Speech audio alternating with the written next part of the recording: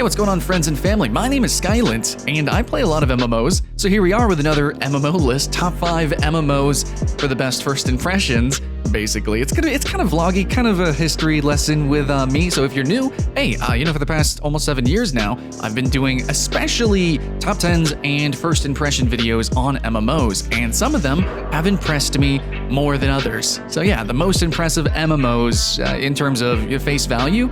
Hopefully this list will give you that. Now, if you're brand new to MMOs, I love saying that basically your first MMO is always going to be the most magical and best, but there are some MMOs that for me personally have given me a more impactful first impression than others, and to me that is the magic of MMOs, is jumping into that new world and that feeling of discovery. So these are the games that gave me the biggest feeling of discovery, at least through my own personal career, and that's all I can do with these kind of reviews, just let you know my bias, and hopefully, we line up or don't, and you can be aware of it, and from there pick which games you want to get into. Regardless, I hope you can get into something here. So here's story time, basically. Let's do it. So this list is going to be chronological ordered, so it's not exactly like just the best game to get into right now, and it might not even really be the best, most impactful game for me personally, historically, but history, this was the first game that I played, and that was RuneScape. RuneScape was the first MMO that I ever experienced. It was dang near the first online game that I ever played. I played Halo 2 and I immediately got into Xbox and Halo, but RuneScape was right there on the tail of that, and what an experience that was. Joining on with my friend, playing, co-oping through a couple of different quests, and that's actually really the highlight of this game was it was my first MMO, but even till today, the questing is some of the most social, some of the most creative and funny and quick and witty stuff that you can really find anywhere. I think that really RuneScape quests are actually genuinely quests. Now, sometimes they don't seem so epic like you might imagine the word quest to be, but each quest is its individually curated experience. It's not just a copy-paste, go here, kill 10 of this, etc. that you see from the EverQuest and era onward. No, each quest was its own little, almost like comic strip, if you can think about it. And the game almost looks like a diorama. So in a way, RuneScape is this really crazy 3D comic strip, in my opinion. And those quests are definitely the highlight of my first impressions of RuneScape. Now you can actually play for free for quite a little bit. You get a nice little chunk of content, I believe. Now, nothing to the massivity of the rest of the game, but considering other games that you could buy for $5, indie titles or something like that, there's a lot of other RPGs or just other MMOs and their totality of content. Actually, the free-to-play of RuneScape ain't so bad. There is definitely a unique experience to have here. If you're fine with the graphics, if you can go in with nostalgia goggles, or RuneScape 3, or maybe the new mobile versions, I think you could still have a really epic first impressions if you give it a chance. Alright guys, now the next MMO that I really dived into, that really blew me away, was the pretty obvious World of Warcraft. World of Warcraft was something that I wanted so bad. I'm just going to tell you this, it's just a fun little childhood story, where I didn't even have a computer yet, straight up, did not have one. I grew up rather without means, and I bought the game, because I worked a summer job, I bought the game first, before I saved up for the rest of the summer to get a PC. So I had some bad E-machine, I played the game like it was a slideshow, but I had fun. I played a human paladin and I just rolled around and, to try to do some PvP at 2 FPS. But no, I had so much fun. I loved the open world PvP that was included with the PvE of the game, which back in the day, you could run out of resources while trying to, fight through the hordes of gnolls to get to Hogger, and then Hogger could kill you. You could be swarmed by Murlocs. I actually really genuinely enjoyed the overall difficulty and pacing of vanilla, and there definitely was some magic with that, with worrying, almost like a survival game, actually, with the resources, and then of course the PvP and the incentivization to PvP. So hopefully with Battle for Azeroth we get that feeling once again. But yeah, my first impressions was holy crap, dude, this game plays so smooth, despite my FPS limitage. It was played so smooth, played so openly, and it really just felt like a big old proper MMO, which even to this day, a lot of MMOs, AAA quality, even don't have that massivity, that openness, and that free-flowing combat. So a lot of surprising stuff. Now, WoW is a little dated now, but no, there's still something there. There's still something there, and there's still a reason why it's one of the most popular games ever. However, the reason why I was impressed back in the day, that had waned a lot, the open world PvEVP, but now it's coming back again with Battle for Azeroth. So with the new expansion, am I hype? Yeah, I'm going to be streaming it over at twitch.tv/Skylent, and hopefully if you guys are coming in new or returning players, we can have a good first impressions with that. Okay, so now moving on through, we have a pretty big genre departure. This is not the first FPS MMO, but for many players, it was their first MMO FPS because it's a legitimate MMO, as in like hundreds of players fighting together, open world, and actual FPS mechanics. And that's going to be PlanetSide 2. I believe the very first one was World War II Online, which apparently is still running. I might need to check that out, but PlanetSide 2 was the one that just like really catapulted. I mean, it was really promoted. The trailers and the footage that was being shown was so sick. Now, they ended up having some degrades in graphics and some things kind of shifted, and I know the original PlanetSide game, I really wanted to play that. I never could, but you know, with PlanetSide 2, I finally had the means. I had a MacBook Pro, you know, I was at Full Sail University studying game design, and it was just such a cool idea to me, so I jumped in and I was like, oh my freaking god. Now, as a fan of Battlefield, yeah, I played like every Battlefield. I like big team battle games. I used to play Big Team Battle and Halo a lot. I made Far Cry maps, Big Team Battle, Far Cry maps, and I just really enjoyed the idea of big team battle. So what's bigger than 16 or maybe 64 players? Oh, how about like basically countless in real-time gunfights with freaking giant gunships soaring through the air, these massive bases that you can siege. It was just so ridiculous. And the classes and the customization was also just really mind-blowing. There's just a lot of content that seems so out of reach for me. It just seemed like a game that was so intense that I was literally overwhelmed. I mean, now we can see that it's actually more or less kind of a bare bones FPS. I mean, it's not too ridiculous, other than the fact that the numbers are really high. But when it launched, it had so much potential. Now, a little bit of that was waned, definitely. The graphics have not held up, and the performance isn't as good as it should be, and a number of other factors, but regardless, when it was coming out, it was like, holy crap, a thing like this can even exist? What even? Whoa. So yeah, first impressions, it was amazing, and technically, there's not that many MMO shooters out there. We have Foxhole, debatably. There's some other survival server games that might kind of have shooting mechanics, but PlanetSide is still legitimately, genuinely one of the most unique MMO experiences that you can just jump in, play, and have a blast with. Alright guys, so the next game that really buttered my biscuits, I guess you could say, was Guild Wars 2. I thought that game was just really ridiculous. Now, when I first got in, like day one, like a lot of these first impressions are like my first week in the game. Guild Wars 2 was kind of a slow burner for me. Actually, I kind of accidentally bought it. I was trying to buy a new Battlefield game, and my card didn't work on it for some reason. And I was like, okay, well, let's see if it works on another site. And no, it worked. And I accidentally bought Guild Wars 2 day one. I wanted to play it anyways, but I wanted Battlefield more. Oh my god, I'm glad I made this decision though, because Guild Wars 2, it was cool, it was cool.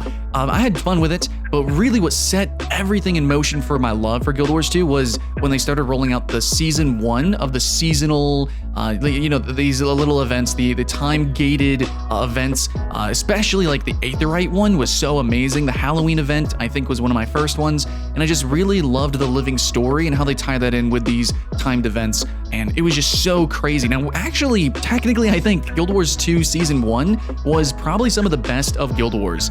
It was very limiting. The content wasn't as engrossing in ways. It wasn't as meaty. It wasn't as rich or just as much as it is now today that you can just jump in and play. But if you were playing on those days with the seasonal events, which Halloween does come around every once in a while, you know, the Christmas event does come around every once in a while, but man, there's some that you'll just never see again.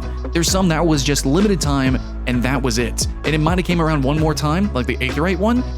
Oh, dude, just ridiculous stuff. That first year of Guild Wars 2 was just some of the most epic MMO content ever. You know, your first time fighting the behemoth in the Godlost Swamp, the first time fighting Tecatl, that stuff you can still go in and jam to, but those giant seasonal events. You remember the Marionette giant boss fight that took 3 raid wings?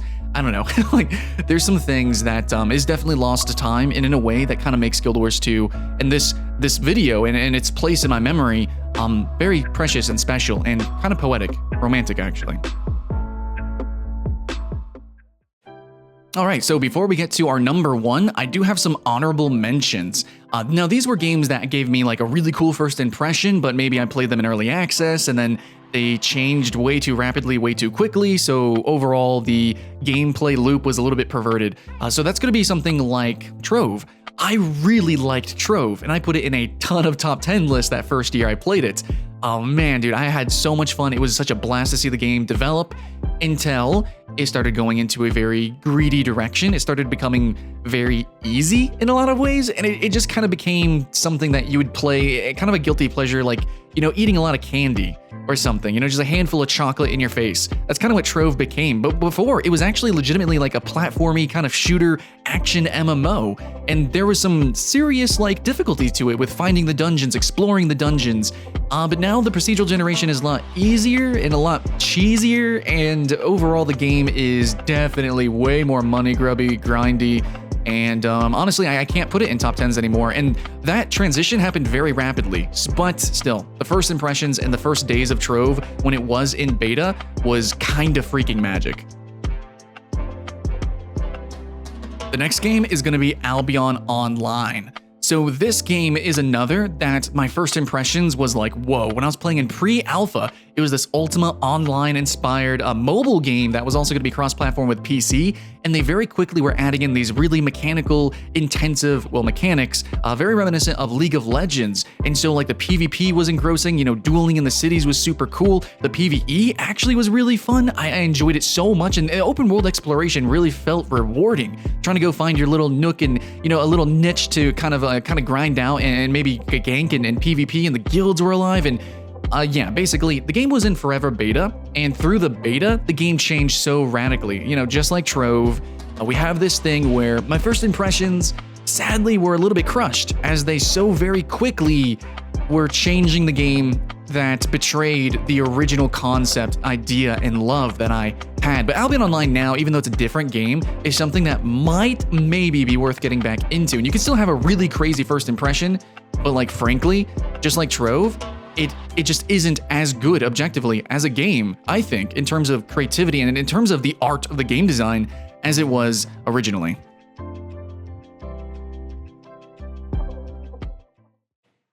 All right, guys, so now for the number one, or, you know, the most recent game that really blew my mind with first impressions, I think a lot of people would see this coming, and that's going to be Black Desert. So Black Desert is just a game that when we saw the trailers, all of us together were like, there is no way that the game is going to look like that it's going to play like that it's going to work at all. No, it did, actually. Now, it's not the exact game that we were thinking it would be. It's very arcade, it's very grindy, the gameplay loop is very repetitious, there is not much immersion and there isn't much challenge, but I will say that the game used to be more challenging. There used to be more of an edge and a bite to the game back in the alpha when I played it. It has become casualized and the gameplay loop is definitely Korean MMO-ish. But regardless, even if you play now, the first impressions is going to be, this is a gorgeous freaking game. Yes, it's arcade, but oh my god, does it move so fast. It is the fastest game out there, and the combat is the most explosive. Honestly, if you have good ping to the servers and you have a beast machine, Black Desert could be one of the best games that you ever play. And as an MMO, it definitely has some faults, but there's a lot of stuff that you can do in this game. It's not just rinse, repeat, grind, which a lot of people think so. It is still technically in ways a sandbox. There is some things that you can do. There are people who roleplay, and there's actually a community of people who dive into the story just a little bit. There is actual RPG mechanics that you can delve into a little bit with some builds here and there. The paper doll is really limiting. You know, like technically it's got a lot of features, but they're kind of shallow in a lot of ways. But if you combine it all together and, you know, you jump into the game for the first time and you just have like all this information bombarding your eyeballs, it can be overwhelming. But if you start to sift through it, the first impressions is epic.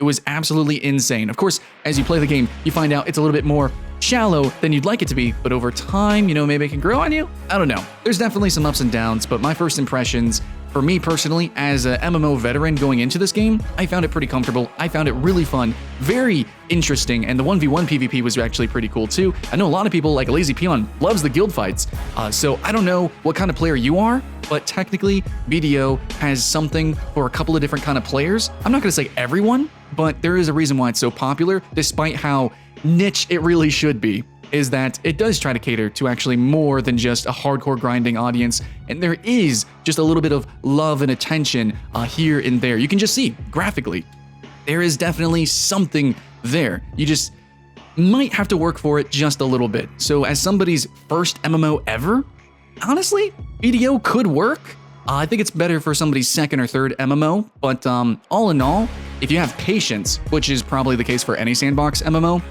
BDO is going to be a really cool experience. But actually, fun fact, I'm just going to end cap this here by saying this, is that BDO is probably more fun in the first month of gameplay than it will ever be ever again, because it's so repetitious and potentially shallow for a lot of players. So like, what I suggest is play it for a little bit. Don't pursue the grind, don't pursue the repetitious gameplay, don't pursue the daily lifestyle. Just play it, one and done it, and you'll have a great adventure. Well, it goes on sale like $5 all the time, and it's totally worth for that experience. Even if you end up not liking it, it's such a weird game, I think, for Western audiences that you'll leave with some memories. So yeah, that's what I gotta say about my experience with BDO. All right, guys, well, that's going to be it for my top 5 list of most impressive MMO when it comes to first impressions. I had fun with these games, obviously, but, you know, I try to be really honest here with these little micro reviews. I try to describe the game a little bit, but I really try to come at it from the perspective of, you know, the title, from the perspective of the top 10 list, which is first impressions. And what I can say now is today that a lot of these games, you can still be impressed, but, you know, the magic of an MMO is always going to be that first impression, that feeling of discovery. And if you've been here, done that, if you played games like these, then, you know, maybe you're not going to feel it. You know, maybe if you played Ultima, you're going to be really turned off by Albion. Maybe if you've played EverQuest, World of Warcraft, it's not going to have that same potency, etc., etc. But for me, these games were the ones that, after playing all these MMOs throughout the years, these are the ones that were kind of like my mile markers, and I still think that today they do something pretty cool, pretty great, and that's why all of them are actually generally doing pretty all right, and some of them are freaking huge and popular and ever growing. So I definitely have to say I'm going to give at least 1 thumbs up to every game on this list to try even today. But historically, this was my experience with MMOs, and these are the ones that were really impactful to me as a player, as a content creator, as a person, actually. Yeah, I had fun, and hopefully you do too. All I can ask you to keep the hype alive, guys. My name's Skylent, and I'll see you again next time.